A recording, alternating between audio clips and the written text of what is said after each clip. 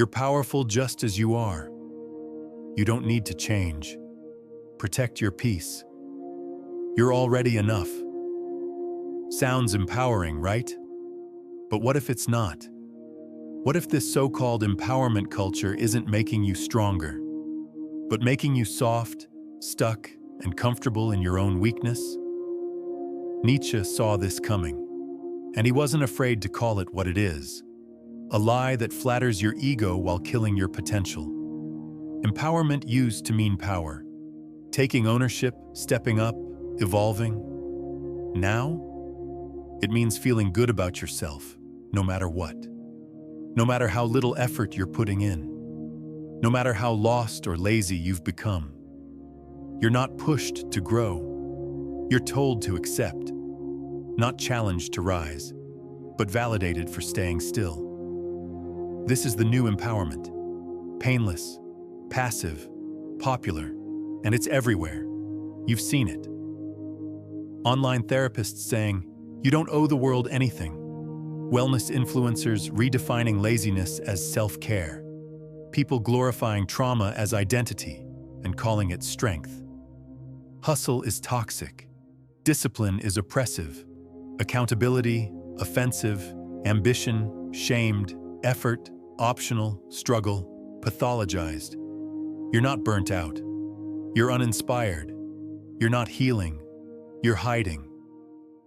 But social media claps for it and calls it growth. As long as you feel seen, it doesn't matter if you're actually changing. It's not empowerment. It's a permission slip to stay weak. Here's the truth no one wants to say out loud. When you're constantly told you're already enough, you stop striving. When discomfort is labeled toxic, you avoid pressure that could make you better. When being broken becomes your brand, you protect your wounds instead of healing them. Empowerment culture doesn't just coddle you, it trains you to stay emotionally fragile. And in a world that demands strength, clarity, and discipline, fragility has a cost. You lose momentum.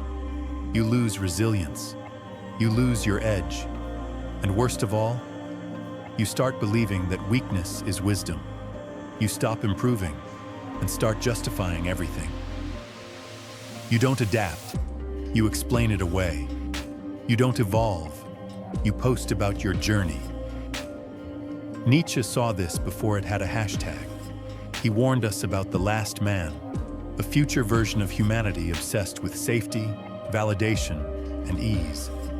He avoids pain, avoids meaning, avoids becoming anything greater than what he already is. Sound familiar? The last man is everywhere today. He lives in every quote that tells you to settle, every voice that says, "You're doing great," when you're not. Every friend who tells you what you want to hear, not what you need to. And Nietzsche's answer wasn't therapy. It wasn't a dopamine detox. It wasn't more validation. It was the Übermensch, the higher self. The version of you that doesn't hide behind softness, but steps into discomfort and grows from it. The Übermensch doesn't want to feel empowered. He wants to be capable. He doesn't beg for respect. He earns it from himself. He doesn't need the world to make space for him. He expands and creates space of his own. And he doesn't care about being safe. He cares about becoming. That kind of life, it's not handed to you. It's carved out of resistance, truth, and uncomfortable choices. So no, this isn't just about mindset. This is about who you're becoming. You can keep chasing comfort and calling it healing. Or you can wake up and build strength from the struggle. You can keep searching for empowerment. Or you can empower yourself by becoming the kind of person who doesn't need to be told they're enough. Because they're becoming more. Real empowerment isn't soft. It's radical responsibility. It's the voice that says, "This isn't who I want to be, and I will change that." Real empowerment isn't about protecting your identity. It's about outgrowing it. Nietzsche didn't want you to suffer for no reason. He wanted you to rise, not despite the struggle, but because of it. You don't need more praise. You need a path and the will to walk it. Empowerment culture tells you what you want to hear. Philosophy tells you what you need to hear. One keeps you safe. The other makes you strong.